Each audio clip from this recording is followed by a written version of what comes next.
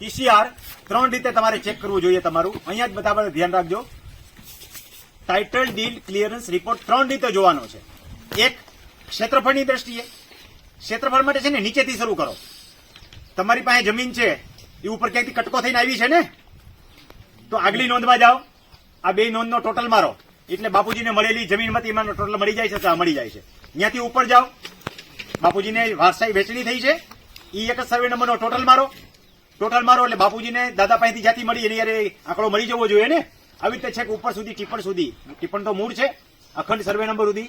એમાં ક્યાંય 1 મીટરની ભૂલ આવી જોઈએ નહીં. તો આ ક્ષેત્રફળની વિસંગતતા નથી એમ કહી શકાય.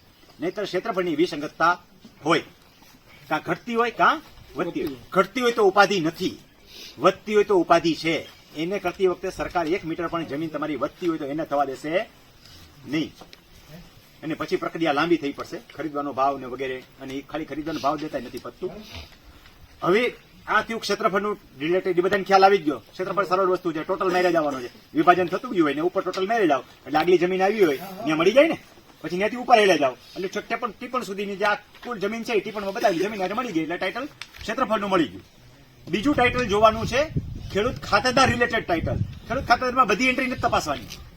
ખેડૂત ખાતેદાર રિલેટેડમાં ટાઇટલ માત્ર અને માત્ર વારસાઈ અથવા હયાતીમાં હક અને કમી આ બે જ જોવાના થાય. બીજું કાંઈ જોવાનું ન થાય. તમને જે જમીન મળી છે એ ક્યાંથી આવી વારસાઈમાં એ એન્ટ્રી લ્યો. પછી તમારા બાપુજીને મળી, બાપુજીને ક્યાંથી આવી તો કે દાદાને મળી. બસ 2-3 જગ્યાએ ફાયદા હોય વેચીને. અહીંથી મેં વાં વેચ્યું હોય તો એ નોંધમાં હિલા જાવ અને મૂળ જગ્યા સુધી તમારું દાદાનું નામ 1958 સુધી આવી જાય છે. વારસાઈમાં આવી જતું હોય તો તમારી ખાતેદારી તૂટતી નથી. જો તમે લે વેચ કરી હોય તો થોડું વધારે વ્યવસ્થિત જોવું પડે કે જેથી તમે ખરીદી છે અને વેચી છે અંતિમ જમીન હોય તો. પાછી જમીન આપણી વધતી હોય તો કઈ ચિંતા કરવાની જરૂર નથી. અંતિમ જમીન હોય તો જયારે જમીન વેચો છો ત્યારે દસ્તાવેજ થઈ ગયા પહેલા જમીન ખરીદાઈ જવી જોઈએ, નહીતર ખાતેદારી તૂટે છે.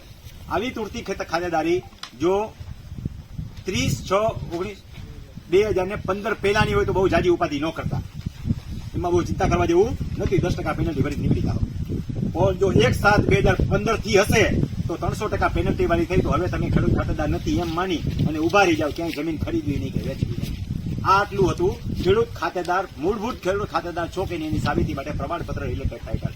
હવે ત્રીજું જમીનનું ટાઇટલ, જમીનની વારસા એન્ટ્રીનું ટાઇટલ. એમાં તો તમારે ઉતરોતર હણગાયેલું જવું પડશે. એટલે કે ઉપરથી શરૂ કરો.